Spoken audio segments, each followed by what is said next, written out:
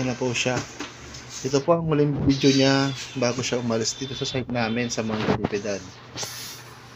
Ito po yung makikita ang alaala ni Rapi Di Maano. Inamoy niya po yung polvo niya.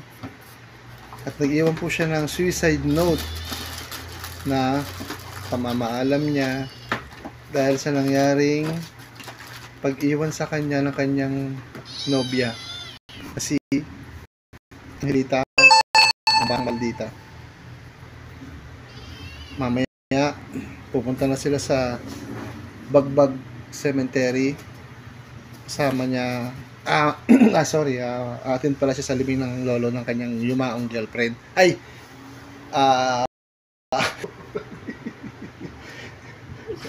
Pupunta pala siya sa tignan nyo yung mukha niya. Ayan po siya.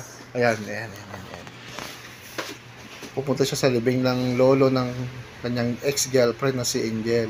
At doon niya po makibimit ang bagong boyfriend ng kanyang girlfriend na si Richard. Ang pagkakaalam po namin ay December pa na naging sila. Hindi lang sinasabi kay Rapi kasi ayaw niya masaktan to. At pinipilit niya pa rin na mag-work yung relationship nila kaso wala na talaga eh. Ito siya ngayon, nag-i-emote. Umiiyak. Pero hindi natin alam, parang joke-joke lang to. Ayan natin. Tingnan nyo po. Bigla po yung tatawa pagka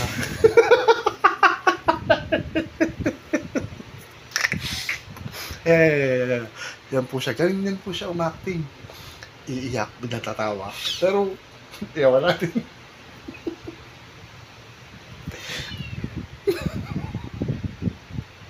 Ayan po siya. Ayan. Tingnan nyo po. Ayan. Tingnan po yung mukha niya.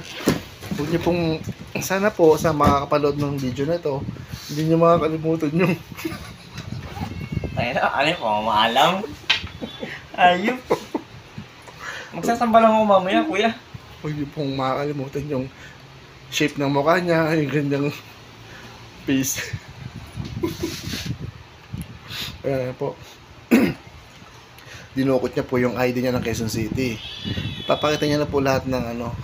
At ang napansin ko po sa wallet niya ay wala na po yata yung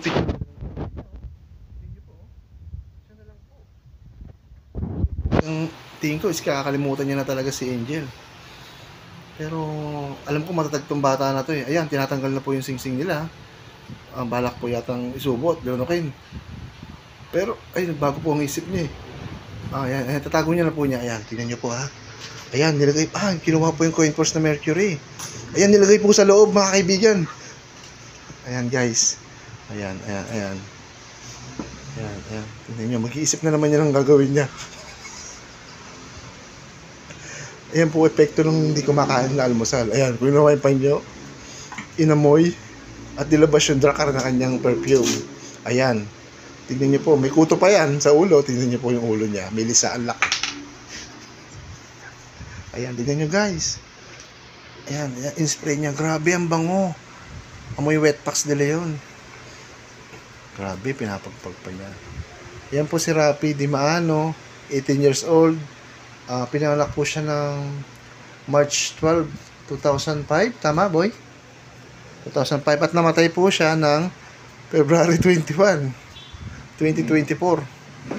Bali, ang plano niya po kasi ngayon ay susunod sa mama niya. Ayan po, ayan. Tingnan niyo po yung kilos niya. Normal pa po yan. Wala pang sumpong yan. Ayan o. Nagaling kayo nito? Nagaling bakal? Ayan, tingnan niyo po. Ayan, nalungkot po niyan. Ayan, kukuha na po siya ng gamit. Ayan.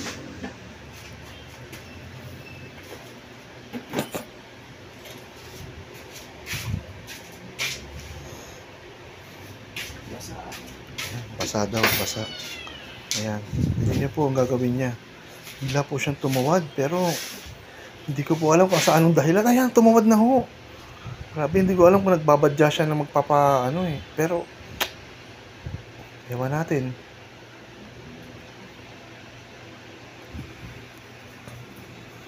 Tingnan niyo ho siya. Yan po si Rapi Di Mautog.